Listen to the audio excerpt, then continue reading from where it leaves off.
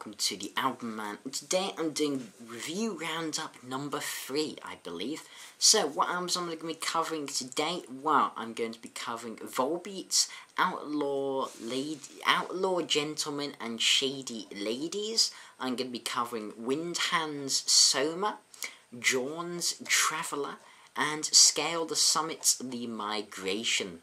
So, some, quite a variety of bands this time around, from, some fairly commercial bands to some fairly unknown and weird ones. So, got a nice mix, and I've got quite a bit to say about these albums, all of them 2013 releases, of course. So, let's first go into Volbeat's Outlaw Gentlemen and Shady Ladies. So, Volbeat has been popular in their home country of Denmark for quite a while, but really only came to my attention after Rob Caggiano, I think that's his name, left Anthrax. And I saw him live when Anthrax was supporting Motorhead. Great tour, great concert. And, I really liked his work. So when I heard he was producing this album, and then I heard he was officially joining the band, I thought, well, I'll check them out. And I expected to find, a thrash metal band as Rob Caggiano. But no. Instead, I had the lead single from this album, Cape of Our Hero, which is a fantastically emotionally charged power ballad with some sort of metal lead from Caggiano, though with a very big mainstream rock chorus. And I really love the song. I did fall in love with it. So it was a bit different though to what I expected. Very different. So, what's the rest of the album like? Well, the album has a very loose theme to it, which appears to be almost Western. And it's interesting how they fuse sort of twangy, Western guitars, and sometimes even a country vibe to the songs. You get the opening song, like Let's Shake Some Dust, which really sets the scene with its acoustic guitar melodies and harmonica. And the biggest strength of this album is definitely the variety of styles it presents. There really is everything from sort of thrash metal riffs and songs to country almost songs on here. And in general, they're presented very well and just strong songs written primarily by Michael Paulson, who is the singer and rhythm guitarist of the band. And I have to say, has a pretty distinctive voice that almost it reminds me of a combination between, Elvis, Scott Stapp of Queen, and James Hetfield, which is odd to say the least. And while his vocal style isn't my favourite thing on the album, I actually quite like it. It certainly helps make some of the lesser songs a little more interesting, considering how distinct it is. Anyway, variety-wise, we have songs like Room 24, which, and of all people, features King Diamond on vocals. And yes, I know, King Diamond, I believe he's a fellow Dane, but, you wouldn't quite expect it, considering the song Cape of Our Hero, you wouldn't expect some proper black metal, Merciless Fate vocalist to appear on it. And, yeah, the thing is, though, it works brilliantly. It really does. It's my second favourite song on the album, and the guy who really pulls this song together has to be Rob Caggiano, with his almost thrashy riffs and metal shredding solos. However, then on the lighter side, we get an equally brilliant but very different song with Lonesome Rider, which features Sarah Blackwood from Walk Off the Earth, and I can't say they're a band I at all like. I really don't like Walk Off the Earth. But here she has a strong voice, and it goes very well. Her voice, it goes very well with Michael, certainly. And this is a predominantly acoustic-based song with that sort of western country-ish twang to it, which definitely gives it some character. And though it has a very commercial chorus, very good, very catchy, it's a great song. Really, is very listenable. And other noticeable songs on the, like on both sides of the spectrum, we have like Doc Holliday on the heavier, which is a great one. Our Loved One is a nice ballad. The biggest flaw, however, it's just the amount of filler. And bland, very middle-of-the-road mainstream rock songs, or just flat-out dull songs. Songs like Dead But Rising, Black Bart, The Sinner Is You. And though other songs have weaker moments, still, the more unique sound of the band, music-wise and vocal-wise, definitely helps carry some of those that I haven't mentioned. And overall, this is a pretty damn fun album. It is. It has some tight songwriting, some nice metal riffs and solos, better than you'd expect from this type of album. And yeah, it's a nice blend between, as I said, commercialised, Creed-like rock, and, Anthrax like riffs and solos. So it's a cool album. I'm going to give it a 7.25 out of 10. So let's move on. Okay, we have Windhand's Soma. Now, Windhand are a band you most likely haven't heard of. I mean, they're hardly a big name. So I'll tell you a little bit about them and how I personally came across them. So they're a band from Virginia in the US and consist of Doria Cottrell on vocals, God, this is a hard name to say, Chia Bogdan on guitar, Garrett Morris on guitar, Ryan Wolf on drums, and Parker Chandler on bass. And they are a stoner / doom metal band, and this album, Soma, is their second studio album. So how did I discover them? Well, quite frankly, through Amazon suggestions. I was just looking up some doom metal, saw them, they had a cool cover, and well, the name Soma, you see, I've just been reading Aldous Huxley, well, at the time I'd just been reading Aldous Huxley Brave New World, which of course is where Soma originates as a powerful drug, and so I decided to check it out, and I checked out a couple of songs, and they intrigued me. They intrigued me enough to take a look at that album, and it gives them some constructive criticism. So this album, you really either get it or you don't. You're going to find it does dishwater, or you're going to be completely entranced by it. Though, I wouldn't say I fall either of these extremes, to be honest, and well, you see how I feel soon enough. I mean, this is some seriously hardcore stoner / doom. I mean, this takes slow to a whole new level, especially with Boleskin, but we'll talk about that a bit later. Track listing in the description below if you want a visual. Yeah, so let's look at some of the positives. With this album, the soaring hypnotoad-like voice of Dorothea, it's just mesmerising, and she wails over this slow, ominous atmosphere created by the rest of the band. And also, this album, it can actually be pretty damn melodic at times. I mean, we're not talking Volbeat melodic, as it never strays from that stoner doom metal sound, but songs like Orchard and Feral Bones definitely have a melody throughout and an almost chorus to it. Though other songs like to get a little bit too doomy for their own good, and I like my doom metal, but here, this is some, as I said, it's hardcore stoner doom. And there's definitely some negatives to this album, which we have to talk about, I'm afraid. The biggest one is the lack of originality in the riffs. If you look at a lot of the best doom metal bands around, or stoner bands, stuff like, I don't know, Orange Goblin, Uncle Aston and the Deadbeats, particularly one I've been listening to a lot recently. And if you look at a band like Uncle Aston particularly, they just have killer riffs in every song. I mean, that's what really drives their music. Here, they're quite bland and uninspired. It's a big flaw, especially as you see with Boleskin. When you're doing a song that long, you need a good riff to drive it, and they just don't have this. Really, as I said, the riffs are quite generic. A lack of variety as well, which it's hard to say. It's a pro and a con. It really is. You see, even if a song like Evergreen does break up the flow, as that's an acoustic song, it's just, I mean, I can understand they're trying to maintain a consistent atmosphere, which is positive. It's nice to have that big, consistent atmosphere throughout, but a whole hour of that consistent atmosphere can be a little overwhelming, even for me, and I do like my stoner music, but this is just overwhelming. I mean, this is, oh god, now we get to how long the songs are, and yeah, I mean, this is the huge transatlantic fan complaining about songs being too long, but I'm sorry, Boleskin is 30 minutes. No joke. 30 minutes of solid stoner / doom all in one song with not a great driving riff gets way too boring, I'm afraid, including a 5-minute outro that's more reminiscent to bloody Lou Reed's Metal Machine music than anything else. And I mean, you may wonder, to be honest, why I'm bothering to review this at all, but it's because I believe this band has some potential. And, I mean, the vocalist has a killer voice for this type of music. She has a great voice. I like her voice a lot. But really, I don't believe without drugs this album can hold your attention, as some of the interesting things it might do. But if they write some better riffs and don't have ridiculous 30-minute snore fests, then this really could be a great stoner band. But until then, stick with bands like Uncle Astor, as said, Orange Goblin, Royal Thunder, who I saw supporting Baroness the other week. You know, there's a lot of great doom bands out there.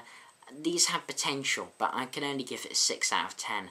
And that's simply due to how entrancing it can sometimes be, and that is its biggest positive. It really can mesmerise you and just put you in a, well, Soma-like state, to be honest, for lack of a better term. And when it does that, it's brilliant in songs, as I said, like Orchard and Fell Bones. But at other times, it can just be overwhelming. Jorn Traveler. Jorn. Something I've been meaning to talk about on this channel for a while, but haven't, and I've been requested to a couple of times, so I thought we'd talk about Traveler. So if you don't know who Jorn is, a Norwegian singer, full name Jorn Lande, and he may or may not be completely and utterly infatuated with Dio. I mean, Dio's my favourite vocalist of all time, so I can personally, completely understand Jorn's infatuation. But maybe, there's one thing being influenced, there's one thing being a disciple, a complete disciple to Dio. Not like the band Dio Disciples, I don't even want to talk about them. So what type of things can we expect from Jorn? Well, heavy metal, it sounds like it came from the Holy Diver, Sacred Heart, or Last in Line albums. There's a bit of heaven and hell thrown in there for good measure. Basically, anything Dio, particularly his solo work. You don't really get much Black Sabbath in here. So yeah, as I said, let's get into this album, and it certainly, as I said before, has this big 80s metal sound to it straight away. I mean, from the opener, Overload, with big classic metal riffs and sensibilities. I mean, you could basically tell me this album, or certainly this song, was released in like 1985, and I believe you, really. I mean, Jorn's fantastic voice, and he does have a great voice. Very much sounds of that era, as it sounds, well, like Dio.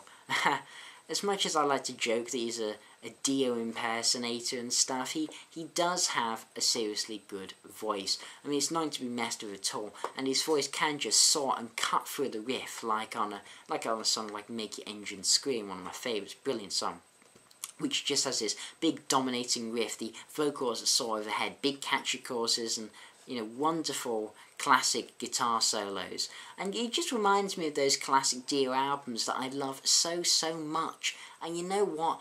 That ain't always a bad thing. Now I'm someone who always, likes a band that innovates.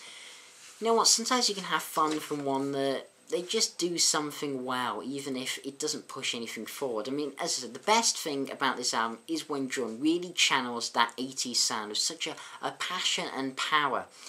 Though, again, you can argue in a way it's a detriment. As I said before, it doesn't exactly build upon the sound. I mean, if you look at a band like Rival Sons, they have huge 70s influence, but add that modern flair and some of their own stylings to push, the genre forward.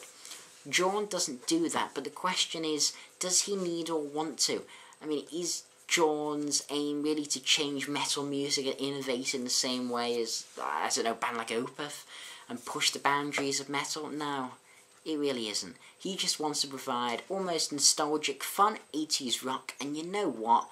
This album is pretty fun. You can't help but sing along to the singles like Cancer Demon or Overlord, and play air guitar to their big riffs, and yeah, I mean, it is a lot of fun. I do have two real problems with the album though. Number one, some of the tracks are pretty weak actually. Widowmaker, Rev On, Monsoon, they're not bad, just a bit lackluster. The other problem is at times, especially like Carry the Black, he tries to sound too much like Dio. And when you sound too much like Dio, you end up drawing direct comparison with Dio, and he's always going to lose, to be honest. As I said, nothing wrong with being influenced by great musicians such as Dio, but Jorn at times can take it a bit too far and try and emulate and copy Dio, which is not great. It's good when he channels that vibe that sort of Dio's 80s output had, but instead he tries to completely embody it at times, and I believe that's to the album's detriment. Though overall, I believe this is actually quite a lot of fun. It's not one of 2013's best, but if you like Dio, well, I do, then it's definitely worth a listen. Just don't expect to hear anything new or innovative, or anything you haven't really heard before. I'm going to be giving this album a 7.5 out of 10. Definitely, a decent album, worth a buy, as I said, if you like Dio. But I wouldn't pay full price. Scale the Summit, the Migration. So this has been requested. There's been a lot of album reviewers that I respect a lot given this extremely positive reviews, people like EQP TV, Chainsaw, Thomas the Rockaholic, and I think Cover Killer as well. But I honestly, I struggle to know what to say. I mean, I've reviewed at least, let's say, I don't know, over 95 odd albums individually, and then combined with like this series and other thing, I've definitely reviewed over 100 albums, starting from December even, the first 2011 from the Spaghetti Incident review. And each one, without fail, I've assigned a rating out of 10. And quite honestly, this is the hardest album I've ever had to cover. Because after multiple listens, I'm just in completely two minds. I mean, I really don't know what I think of this album. So you may say, why aren't I going to give it more of a chance, or why don't I listen to it more? I've listened to it quite a few times, to be honest. I don't think my mind's going to really be changed hugely unless I bought the album, maybe had it on my hi-fi or something. But I'm going to try and expand, tell you as coherently as possible what I think. So this album and band, if you don't know, they're an instrumental progressive metal band. That's straight away, that's something different. And in general, I'm not a big fan of purely instrumental albums, though I am open to the concept. I do adore artists like Mike Oldfield, for example. I know he's not exactly metal, but certainly, you know, instrumental progressive rock. So I went into this album with an open mind, you know, especially, as I said before, after seeing such extremely positive reviews from, you know, some of my fellow album reviewers. And I have to say that I agree and disagree with them simultaneously. You see, this album in places is sheer brilliant. Moments of sheer brilliance. Songs like Odyssey and Atlas Novus, which have moments, as I said, again, are brilliant, and the combination of heavy shredding prog metal, beautiful, delicate, atmospheric parts, seems to be the formula for a near-perfect album, surely, but I don't think this is. No. And this review is going to be done in a fairly weird way, but please just bear with me for this one, okay? Now, you see, I believe music as a whole to be purely subjective. I don't think there's anything that objectively makes one album better than the other. I believe the only way to sort of objectively look at an album is to really judge whether the band achieved what it wanted to with the album and whether it stuck to their creative vision and, you know, was genuinely what they wanted, not what they say they wanted. And this album, Migration, it certainly did that. I believe it's a masterpiece in musicianship and technicality with lighted shades, and I can understand that it's a wonderful album. But I personally don't find it so. Okay, this is the thing. I found myself in places, I don't know, it gave a general coldness to me, and this is a problem I have with a lot of progressive metal bands.